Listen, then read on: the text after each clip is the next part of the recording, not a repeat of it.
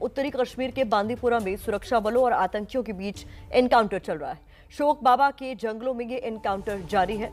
बांदीपुरा के संबलर इलाके में सुरक्षा बलों ने 2 से 3 आतंकियों को घेर लिया है। तो इस वक्त की बड़ी खबर यह है कि बांदीपुरा के संबलर इलाके में जंगलों में एनकाउंटर चल रहा है। ऐसे में बड़ी मुश्किल सुरक्षा बलों के लिए भी कि कैसे इतने बड़े एरिया में इन आतंकियों को ढूंढा जा सके। लेकिन जो खबर मिल रही है उसके मुताबिक इलाके में सर्च ऑपरेशन लगातार जारी है। हमारे सहयोगी आसिफ कुरैशी इस पर ज्यादा जानकारी के साथ जुड़ रहे हैं। आसिफ, इस वक्त का क्या अपडेट है एनकाउंटर को लेकर? प्रतिमा, देखिए ये ऑपरेशन अभी जारी है। आज सुबह तड़के जब मिलिटेंट्स को घेरे में लेने की कोशिश की गई थी तो 2 से 3 जगह से सुरक्षा बलों पर फायरिंग हो गई, जिसके चलते सुरक्षा बलों का अनुमान है कि कम से कम 2 से 3 मिलिटेंट जो हैं वो इस इलाके में मौजूद हैं। अब ये साफ नहीं है कि क्या ये ग्रुप कोई पुराना ग्रुप है जो इस एरिया में घूम रहा है या हाल फिलहाल के दिनों में सरहद पार करके इस इलाके में आया है, क्योंकि जो मुठभेड़ चल रही है वो पहाड़ी इलाके में ऊपर काफी घने जंगल के बीच में चल रही है, जहां पे ऑपरेशन करना सामान्यतः बड़ा ही दिक्कत वाला होता है। और यहाँ पे भी मिलिटेंट जो है वो ऊंचाई पर हैं और सुरक्षा बल ऊपर जाने की कोशिश कर रहे हैं, इसीलिए इस ऑपरेशन को माना जा रहा है कि बहुत समय लग भी सकता है। इसीलिए स्पेशल फोर्सेस को भी अलर्ट रखा गया है, क्योंकि अभी फिलहाल सेना के राष्ट्रीय राइफल्स के जवान जो हैं वो इस ऑपरेशन में शामिल हैं, जिनके सहयोग के लिए अब सीआरपीएफ और जम्मू कश्मीर पुलिस के जवान भी यहाँ पे घेराबंदी में शामिल हो गए हैं। लेकिन अभी तक किसी भी मिलिटेंट के मारे जाने की खबर नहीं है, क्योंकि जंगल का इलाका है, काफी बड़ा एक इलाका है जहाँ पे ये मिलिटेंट फैले हुए हैं। और जो सुबह खबर आई थी उसके मुताबिक जब सुरक्षा बल उस जगह की तरफ जा रहे थे तो 2 से 3 जगह पे से उन पर फायरिंग की गई, जिसका जवाब दिया गया और उसके बाद इस कॉर्डन को और ज्यादा तगड़ा करके इनको घेरने की कोशिश की गई है, ताकि मिलिटेंट इस जो कॉर्डन्स हैं उससे बाहर ना जा सके। लेकिन ये साफ नहीं है कि क्या ये नया ग्रुप है जो इन्फिल्ट्रेट करके इस तरफ आया है या कोई पुराना ग्रुप है जो इस एरिया में पहले से मौजूद था और इस इलाके में कोई वारदात करने की फिराक में था। बहुत शुक्रिया आसिफ कुरैशी आपका। इस बाबत और जानकारी के लिए दोबारा आपका रुख करेंगे। बारिश की वजह से 129 लोगों की मौत हो चुकी है। रायगढ़ के महाड़ में लैंडस्लाइड से मरने वालों की संख्या 38 हो गई है। अभी भी 35 से ज्यादा लोग ऐसे हैं जो कि लापता बताए जा रहे हैं। महाराष्ट्र के 6 जिले रायगढ़, रत्नागिरी, सतारा, कोल्हापुर, सांगली, सिंधुदुर्ग सबसे ज्यादा प्रभावित बताया जा रहा है। इन जिलों के लिए रेड अलर्ट भी जारी कर दिया गया है। उधर रत्नागिरी का चिपलून, ज्यादातर यहाँ के इलाके अभी भी पानी में डूबे हुए हैं। बाढ़ प्रभावित इन इलाकों में सेना और एनडीआरएफ की टीमें रेस्क्यू कर रही हैं। तो ये 3 जिले जिनकी तस्वीरें हम आप तक पहुंचा रहे हैं, रायगढ़, रत्नागिरी, सतारा, यहाँ पर बुरा हाल है। महाराष्ट्र के 6 ऐसे जिले हैं जहां पर बाढ़ बारिश के कारण रेड अलर्ट जारी कर दिया गया है। जो अलग अलग इलाकों से तस्वीरें आ रही हैं वो बेहद भयावह हैं। यहाँ पर रेस्क्यू के लिए सेना और एनडीआरएफ की टीम लगातार जुटी हुई हैं। रायगढ़ की तस्वीरें आप देख रहे हैं जहाँ पर एनडीआरएफ की टीम मदद में जुटी हुई है, राहत और बचाव कार्य में जुटी हुई है। रत्नागिरी का भी कुछ ऐसा ही हाल है जहां आप देखेंगे सिर्फ पानी ही पानी नजर आ रहा है।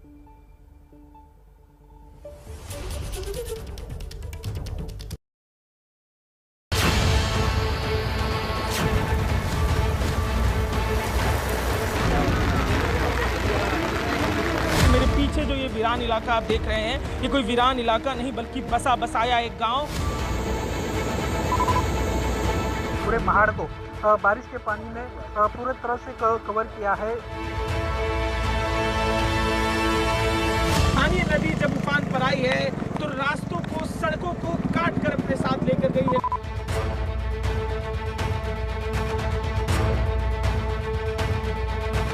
वशिष्ठ नदी पर जो पुल बना हुआ है ये मुंबई से गोवा जाने की सड़क है और ये देख सकते हैं हाल।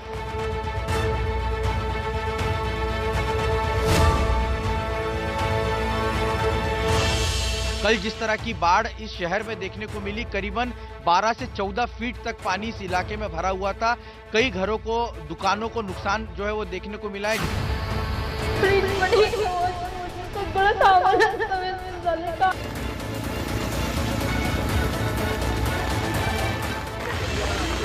चंद दिनों पहले ठीक ठाक चल रही जिंदगी कुछ इसी तरह मुश्किलों में घिर गई है।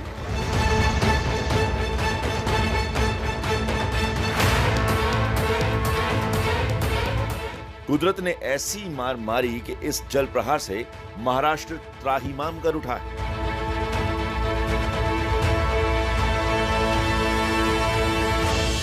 सड़कें टूट गईं,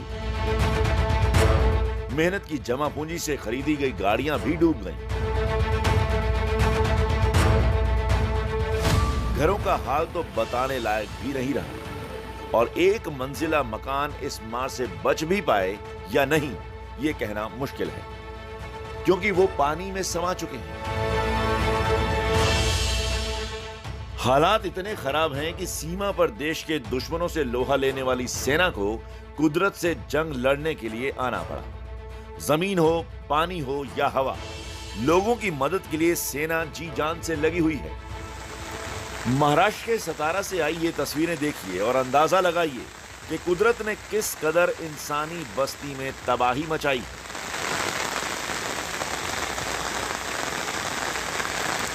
सिर्फ बारिश की आवाज है और चारों तरफ सब कुछ खुद में समेटे हुए पानी। देखिए किस तरह निचले माले का पूरा हिस्सा ही पानी में समा गया है। जिस आशियाने को धीरे धीरे सजाया गया, उसे बिखेरने में एक पल भी नहीं लगा। यह है कोल्हापुर बैंगलोर हाईवे की तस्वीर। बारिश ने स्थिति बिगाड़ी तो पंचगंगा नदी उफान पर आ गई।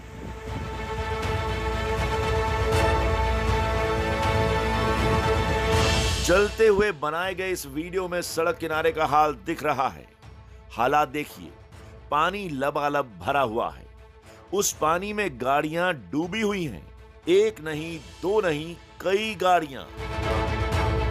लेकिन ये बस पास होने की वजह से साफ नजर आ रही है। इस पानी ने होटलों को भी नहीं बख्शा है। करीब 2.25 लाख की आबादी वाले चिपलून शहर को पानी ने ऐसा डुबाया कि नाव चलने लगी। इलाके का जायजा लेने के लिए एबीपी न्यूज संवाददाता रौनक कुकड़े अपने सहयोगी कैमरा पर्सन आसिफ के साथ पहुंचे तो नाव का सहारा लेना पड़ा। बारिश थमी तो पानी उतरने लगा, लेकिन तस्वीरें देखकर अंदाजा हो ही गया होगा कि जल प्रहार के ये निशान इतनी आसानी से नहीं मिटने वाले। चिपलून शहर के इंदिरा गांधी कल्चरल मार्केट के ठीक सामने की तस्वीर आपको दिखा रहा हूं। अब भी यहां पर करीबन 4 से 5 फीट पानी जो है वो देखने को मिल रहा है। और जो जानकारी स्थानिक लोगों की तरफ से और प्रशासन की तरफ से बताई गई, कल जिस तरह की बाढ़ इस शहर में देखने को मिली, करीबन 12 से 14 फीट तक पानी इस इलाके में भरा हुआ था। कई घरों को, दुकानों को नुकसान जो है वो देखने को मिला है। जान माल का भी नुकसान होने की बात सामने निकल कर आ रही है। आप इस गाड़ी को देख सकते हैं, ये गाड़ी कल पूरी तरीके से पानी में डूबी हुई थी और इस वक्त भी अगर तस्वीरें देखें तो उसका टायर जो है वो पूरी तरीके से यहां पर डूबा हुआ है। रत्नागिरी के चिपलून से 100 किलोमीटर दूर रायगढ़ में भी मौत का पहाड़ टूट पड़ा। पहाड़ गिरा और घर के घर बर्बाद हो गए। रायगढ़ में एक नहीं, 2 जगह भूस्खलन हुआ, जिसमें दर्जनों लोगों ने अपनी जान गंवा दी। लेकिन इस तबाही का सबसे ज्यादा असर हुआ तलाई में, जहां 30 से ज्यादा लोगों की मौत हो गई। तस्वीर बयां कर रही है। मेरे पीछे जो ये वीरान इलाका आप देख रहे हैं, ये कोई वीरान इलाका नहीं बल्कि बसा बसाया एक गांव, तलई नाम का एक गांव। यहाँ 30-32 घर थे और इस घर के ठीक पीछे जो पहाड़ी आपको दिख रही है, लैंडस्लाइड उस पहाड़ी से हुई। पूरा ये इलाका तहस नहस, पूरा जो ये समतल इलाका दिख रहा है आपको, यहाँ पे घर थे। क्या हालत घरों की हुई है, जरा योगेंद्र गुप्ता जी दिखाइए। यही वो पहाड़ और पहाड़ का वो हिस्सा जो दरक कर नीचे आया और पूरे गांव के इस हिस्से को अपने संग बहा ले गया, दबा ले गया। लोगों की मौत हुई, लोगों को खोजने का सिलसिला अभी भी जारी है। और ये वो घर है जो ठीक पहाड़ के नीचे था, जो मलबा पहाड़ का था, दरक के घर के ऊपर आया, पूरे घर को दबाया हुआ है। जरूरत का घर का सारा सामान देखिए, रेफ्रिजरेटर फैला हुआ है। घर जिस एंगल पर टिंगा हुआ था वो एंगल भी टेढ़ा मेढ़ा दिखाई दे रहा है। घर का सारा सामान घर के बाहर बिखरा हुआ है। तलाई ही नहीं, सुतारबाड़ी में भी जमीन खिसकने से लोगों को अपनी जान गंवानी पड़ी। रायगढ़ में हालात बुरे नहीं, बदतर हैं। इसकी गवाही है ये तस्वीर। एक तरफ तलाई में जमीन खिसक गई, दूसरी तरफ मुंबई गोवा हाईवे टूट गया। इतना ही नहीं, पुल पर अंबा नदी का पानी भर गया, वहीं महाड़ भी पानी पानी हो गया। सावित्री नदी के किनारे बसा महाड़ मुंबई से करीब 150 किलोमीटर दूर पड़ता है। हाल ये है कि यहाँ पहुंचने के रास्ते बंद हो गए हैं। महाड़ शहर में जाने के लिए सिर्फ नाव का सहारा है। लिहाजा रेस्क्यू टीम मोटर बोट के जरिए बाढ़ के पानी में फंसे लोगों को निकालने में जुटी है। महाराष्ट्र में भारी बारिश के बाद बनी स्थिति ने 129 लोगों की जिंदगी लील ली है। एनडीआरएफ की टीम ने कल कोल्हापुर से 132 लोगों को सुरक्षित स्थान पर पहुंचाया। इस बीच एक बड़ी खबर आ रही है। राज कुंद्रा केस को लेकर जो खबर है उसके मुताबिक मुंबई पुलिस ने बैंकों से राज कुंद्रा के खातों को लेकर जानकारी मांगी है। पुलिस को शक है कि दक्षिण अफ्रीका और ब्रिटेन से राज कुंद्रा के खाते में पैसे जमा किए जा सकते हैं। इसके लिए सभी बैंकों से जानकारी भी मांगी गई है। तो इस वक्त की बड़ी खबर यह है कि पुलिस को शक है कि लंदन और अफ्रीका से राज कुंद्रा के खातों में पैसे डाले जाते थे। इसी पर ज्यादा जानकारी के साथ सूरज ओझा हमारे साथ जुड़ रहे हैं। सूरज, और क्या कुछ डिटेल्स इस पूरे मसले पर निकलकर सामने आई? पुलिस को जो इनिशियली जांच में पता चला है वो ये पता चला है कि यूनाइटेड बैंक ऑफ अफ्रीका के अकाउंट से उनके यस बैंक के अकाउंट में कुछ पैसे आए हैं। जो यूनाइटेड बैंक ऑफ अफ्रीका ये बैंक में जिसका खाता है वो कंपनी बेटिंग और कसिनो में डील करती है। ऐसे में पुलिस को शक है कि ये जो पोर्नोग्राफ से कमाए गए पैसे हैं या तो उसे बेटिंग में लगाए गए हैं या फिर उस बेटिंग की वेबसाइट के थ्रू रोटेट कर अपने पास लाए गए हैं। तो क्राइम ब्रांच अब इस बात की जांच करिए। इसके अलावा कई बैंकों को उन्होंने खत लिखा है और राज कुंद्रा के बैंक की डिटेल्स मांगी है ताकि उसे डिटेल में एनालाइज किया जा सके और जो पॉन से कमाए गए पैसे हैं वो कहां कहां डाइवर्ट किए गए हैं इसकी पूरी क्लैरिटी ली जा सके, क्योंकि ये काफी इंपॉर्टेंट है। क्योंकि इस पूरे केस में ऑब्सनिटी का जो पॉन का केस है वो हो गया, कई क्लिप्स सीज कर लिए गए, आरोपी गिरफ्तार कर लिए गए, लेकिन अब पैसों को ढूंढना बहुत इंपॉर्टेंट है। बिल्कुल सूरज, और जो शिल्पा शेट्टी से पूछताछ हुई, उन्होंने एक पोस्ट भी किया सोशल मीडिया पर कि पहले भी चुनौतियों से निपटी हूं, आगे भी निपटती रहूंगी। चुनौतियां उनके लिए आगे कितनी है? बड़ा सवाल ये है, क्योंकि उनसे जो सवाल पूछे गए क्या वाकई वो जो जवाब मिले संतोषजनक लगे क्राइम ब्रांच को? फिलहाल तो पुलिस इससे संतुष्ट नहीं है। पुलिस का ऐसा मानना है कि कई चीजें शिल्पा शेट्टी को पता हो सकती है। अगर जरूरत पड़ी तो हम उनसे दोबारा भी पूछताछ करेंगे। बहरहाल उनके घर से जो दस्तावेज मिले हैं ये तो उस पर ही डिपेंड करेगा, क्योंकि उन सारी चीजों को एनालाइज करना पड़ेगा और अगर जो इलेक्ट्रॉनिक डिवाइसेस हैं तो उसे आईटी एक्सपर्ट को दिखाना पड़ेगा। उसमें से भी चैट्स निकाले जाएंगे, कई इंक्रिमिनेटिंग डॉक्यूमेंट्स निकाले जाएंगे और जो पॉर्न इंडस्ट्री से जुड़ी हुई, मतलब इस पूरे स्कैम में जुड़ी हुई जो कंपनियां हैं, वियॉन हो गया या बाकी की जो दूसरी कंपनियां हैं, क्या इसमें कहीं एक्टिव पार्टिसिपेंट्स थी क्या शिल्पा शेट्टी, इससे पता लगाना पड़ेगा। अगर इन केस उनका नाम आता है कहीं भी एक्टिव पार्टिसिपेंट के तौर पर तो उनसे दोबारा पूछताछ की जा सकती है। यानी शिल्पा शेट्टी की चुनौतियां अभी पूरी तरीके से खत्म नहीं हुई हैं। इस पूरे मसले पर आगे भी अपडेट्स के लिए आपका रुख करते रहेंगे। फिलहाल बहुत शुक्रिया सूरज ओझा आपका। अगर आप यूपी और उत्तराखंड की यात्रा कर रहे हैं तो ये खबर आपके काम की है। दोनों ही राज्यों ने कोरोना के जरिए कुछ सख्ती बरती है।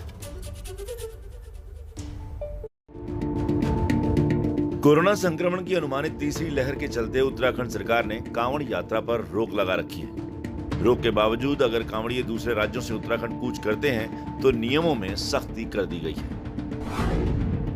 कांवड़ियों का प्रवेश रोकने के लिए अन्य राज्यों से लगी सीमाओं को सील कर दिया गया है। अगर कोई कांवड़िया हरिद्वार में प्रवेश करता है तो उसे 14 दिनों तक क्वारंटीन रखा जाएगा। अन्य लोगों की आवाजाही पर कोई रोक नहीं होगी। कुंभ से सबक लेते हुए उत्तराखंड सरकार कांवड़ में कोई कोताही नहीं बरतना चाहती। वहीं कोरोना संक्रमण के बढ़ने से उत्तराखंड के पड़ोसी राज्य यूपी ने नए नियम लागू कर दिए हैं।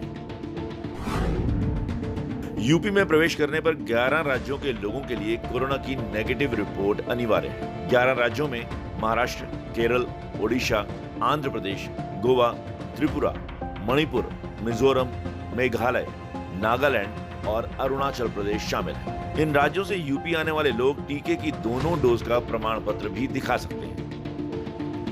इन 11 राज्यों में पिछले कुछ दिनों में कोरोना के केस बढ़े हैं। कोरोना की तीसरी लहर फिर से दस्तक ना दे दे, इसलिए सख्ती भी जरूरी है। यूपी विधानसभा चुनाव में आधे साल से ज्यादा का वक्त बाकी है, लेकिन सियासी दांवपेच की आजमाइश जोरों पर है। सबकी नजर ब्राह्मण वोट बैंक पर है।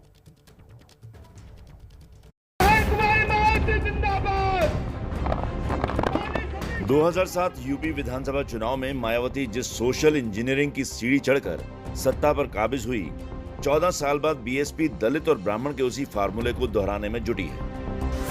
बीएसपी के ब्राह्मण सम्मेलन का कारवां आज अंबेडकर नगर पहुंचेगा। कल से शुरू हुआ बीएसपी का ब्राह्मण सम्मेलन 29 जुलाई तक चलेगा।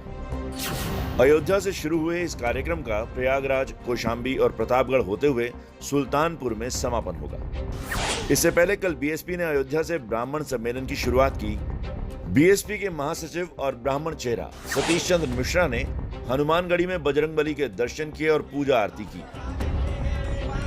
उसके बाद उन्होंने रामलला के दर्शन किए और सरयू में आचमन भी किया। अयोध्या में आकर के ये राम मंदिर की बात करते हैं, लेकिन अफसोस ये सीता मैया की बात कभी नहीं करते।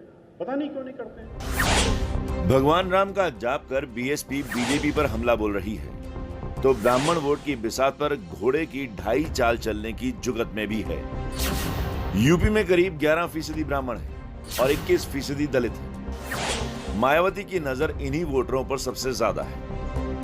मायावती 2007 के इस फार्मूले को दोहराने की कोशिश में जुटी है, लेकिन क्या बीएसपी बीजेपी के सोशल इंजीनियरिंग के फार्मूले को पाट पाएगी, जो लगातार बीजेपी को चुनावों में जीत दिला रहा है?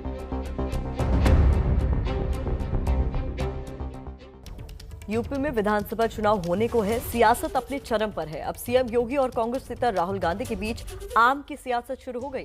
ये रिपोर्ट देखिए। I don't like UP आम. I like Andhra.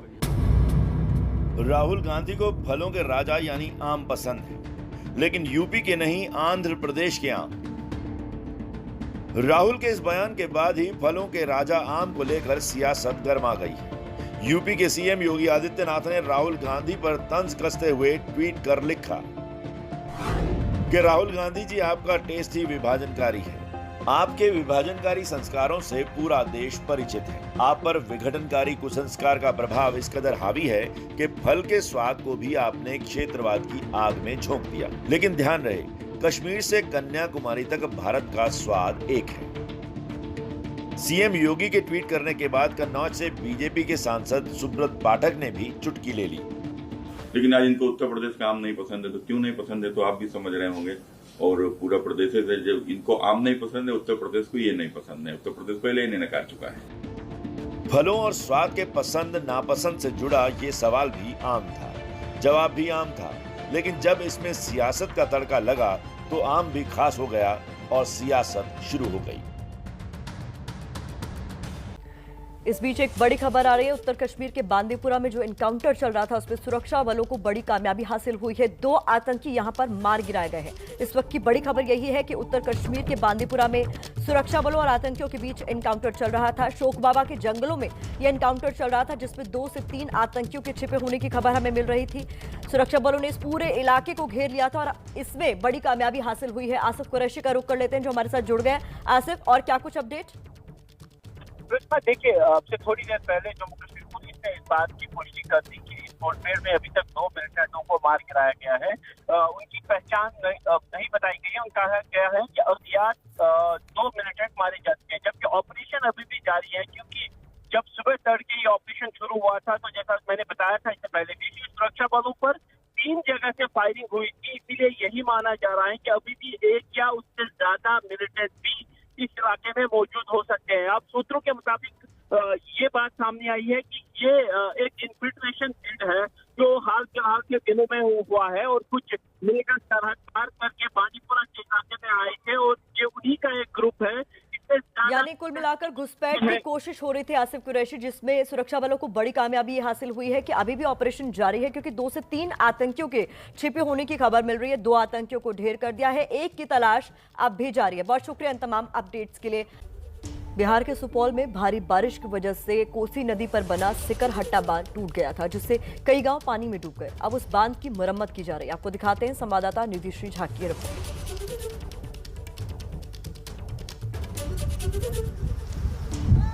सुपौल जिले में सिकरहट्टा बांध टूट जाने के बाद कैसी तस्वीर नजर आ रही है। सबसे पहले चूंकि मैं घटनास्थल पर मौजूद हूं, इसलिए आपको तस्वीरें जरा दिखा दूं। सामने आप जो बांध देख रहे हैं, दरअसल इतना ज्यादा पानी में करंट है कि अब बांध का एक बड़ा हिस्सा टूट गया है और टूट जाने के बाद मरम्मत की कार्रवाई यहाँ पर जरूर चल रही है। जेसीबी मशीन लग चुकी है और लगातार ये काम जो है वो जारी है। और इस बीच कितने लोग इस आसपास में जो रहते हैं वो प्रभावित हुए हैं। पीछे आप गांव देख रहे हैं, दरअसल यहाँ आसपास के दर्जनों गांव इस पानी से अब प्रभावित हो गए। उनको इस बात का अंदाजा नहीं था कि अचानक देर रात बाढ़ की वजह से बांध टूट जाएगा और उसके बाद उनके घरों तक पानी पहुंच जाएगा। कई सारे लोग घटनास्थल पर मौजूद हैं जो यहाँ बांध पर देखने आए हैं। मैं इन लोगों से बात करना चाहूँगी। क्या नाम है आपका? बैजनाथ कुमार। यहीं आसपास में? नहीं, गद्दिया घर है। दिघिया घर। तो क्या बाढ़ देखने आए हैं? हाँ, देखने आए हैं। आप लोगों में से किसका घर इधर है? यहाँ करीब हरिजन जो है आज करीब 300 घर है सर। 300 घर है। जी हाँ, महादरीज है सब। हम लोग महादरीज में गिनती है, लेकिन सरकार देखने के लिए कोई तैयार नहीं है। सुधार बनाने होता है। घर में पानी आपके घुस गया? देख लीजिए, अभी भी आपके सामने की बात है, गलत नहीं बोलेंगे, आपके सामने की बात है। घर घर पानी है, कहाँ क्या मिलेगा नहीं मिलेगा, देगा कि नहीं देगा, कोई कुछ नहीं है। अच्छा, ये जो बांध है ये श्रम बांध है। आप लोगों ने मेहनत से पैसे अनुदान देकर ये बांध बनवाया था? जी, हम लोग क्या किए और अगली साल में भी 50,000 रुपया जमा करके इस पर मिट्टी उठी दे, लेकिन सरकार के तरफ से एक नया पैसा भी हम लोग को नहीं मिला सर। क्या करेंगे, गरीब आदमी, जमीन जगह नहीं है, मजदूरी आपके खेत में उसके खेत में मजदूरी करके खाते हैं, कहाँ से क्या चीज लावेंगे। और आसपास में किसी का घर है? इस आसपास में रहने वाले आप में से कोई है जिनका घर है यहाँ पर? बहुत क्या नाम है दादा आपका? हमारा नाम सत्यनारायण साहब। आपके घर में भी पानी? हाँ, पानी सबका घर में है, सबका घर में पानी है। अच्छा, बाढ़ तो इस इलाके में पहले से था, लेकिन बांध टूट जाएगा ये नहीं सोचे? हाँ, बांध टूटले तब पानी गले सगरे, जब पहले सुखल रहे सगरे, बांध टूटले तब गले है। ये पानी गेला से बहुत हानि है, जतेक जनता से सब भाई लोगों के घर में पानी घुस गया है। और मैं जहां तक देख पा रही हूं अभी फिलहाल जो एनसी बैग्स है उनको यहां डालकर तत्काल मरम्मत की कार्रवाई चल रही है, लेकिन ये मरम्मत काफी नहीं है। सवाल ये है कि बांध में जब रिसाव हो रहा था तो जब लोगों को इस बात की जानकारी थी, उन लोगों ने यहाँ पर जो इंजीनियर है उनको इत्तला कराया, जानकारी दी, तो फिर समय रहते कार्रवाई क्यों नहीं की गई। सहयोगी विशाल राय के साथ निधिश्री, एबीपी न्यूज सुपौल। मनमोहन सिंह ने कहा कि कोरोना की वजह से लाखों जिंदगियां और करोड़ों नौकरियां गई हैं, ऐसा नहीं होना चाहिए था। मनमोहन सिंह ने यह भी कहा कि सरकार को बड़ी आर्थिक चुनौती के लिए तैयार रहना होगा, क्योंकि अर्थव्यवस्था का जितना बुरा हाल 1991 में था उससे भी ज्यादा बुरी दशा आने वाले समय में हो सकती है। मनमोहन सिंह ने यह भी कहा कि यह आत्ममंथन और विचार करने का वक्त है। आपको बता दें कि डॉक्टर मनमोहन सिंह 1991 में नरसिम्हा राव की अगुवाई में बनी सरकार में वित्त मंत्री थे और 24 जुलाई 1991 को उन्होंने पहला बजट पेश किया था। इस बजट को देश में आर्थिक उदारीकरण की बुनियाद माना जाता है। तो अर्थव्यवस्था की जो मौजूदा हालत है उसको लेकर मनमोहन सिंह ने चिंता जाहिर की। आपको यहां पर यह भी बता दें कि मनमोहन सिंह ने क्या कुछ कहा। आपको बता दें, मनमोहन सिंह ने कहा कि 30 साल पहले 1991 में कांग्रेस ने भारत की अर्थव्यवस्था में अहम सुधारों की शुरुआत की थी। देश की आर्थिक नीति के लिए एक नया रास्ता तैयार किया था। पिछले 3 दशकों में सरकारें इसी मॉडल पर चली और आज हमारी गिनती दुनिया की सबसे बड़ी अर्थव्यवस्थाओं में होती है। मुझे गर्व है कि सुधार अपनाने से अब तक करीब 30 करोड़ लोगों को गरीबी से बाहर निकलने और करोड़ों नौकरियां पैदा हुई। मैं कोरोना से तबाही और करोड़ों नौकरियां जाने से बहुत दुखी हूं। स्वास्थ्य और शिक्षा के सामाजिक क्षेत्र पीछे छूट गए। ये हमारी आर्थिक प्रगति की गति के साथ नहीं चल पाया। इतनी सारी जिंदगी और नौकरियां गई, ऐसा नहीं होना चाहिए था। देश की अर्थव्यवस्था का जैसा बुरा हाल 1991 में था, कुछ वैसा ही हाल आने वाले समय में होने वाला है। सरकार इसके लिए तैयार रहे। यह आत्ममंथन और विचार करने का वक्त है। तो इसको लेकर चिंता जाहिर की है मनमोहन सिंह ने।